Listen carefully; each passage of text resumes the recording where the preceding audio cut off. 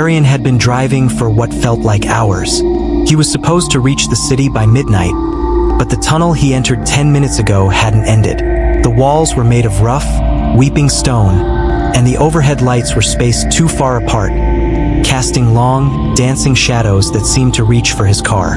He checked his GPS, no signal. He checked his fuel half tank. He decided to turn around, making a sharp U-turn. But after 20 minutes of driving back, he saw the same graffiti he had passed before. "Look behind you."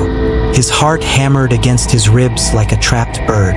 The tunnel wasn't just long. It was looping. The sound in the dark, he stopped the car. The silence was absolute until he heard it. A faint, rhythmic scratching coming from the roof of the SUV.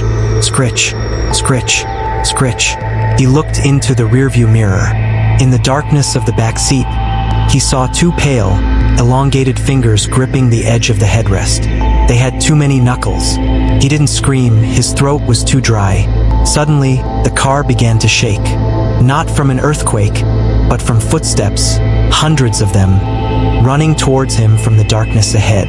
The encounter, he slammed on the gas, headlights cutting through the gloom. Figures began to appear at the edge of the light. They were tall, gray, and faceless, standing perfectly still with their backs to him.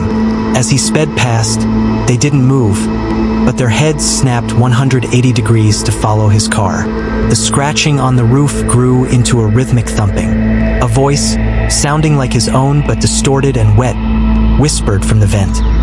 "We are all connected in the dark, Arian. Why are you running from yourself?" The final loop, the fuel light flickered red. The car sputtered and died right under a broken orange light. As the cabin lights dimmed, Arian saw the creatures closing in. They weren't monsters. They were versions of him, but with their eyes gouged out and mouths ripped wide open in a silent, eternal scream. One of them leaned against his window, tapping the glass with a long, blackened nail, pointed to the dashboard. The clock was still stuck at midnight. He realized then the tunnel wasn't on a map. It was inside his mind, and he had just reached the end of his sanity.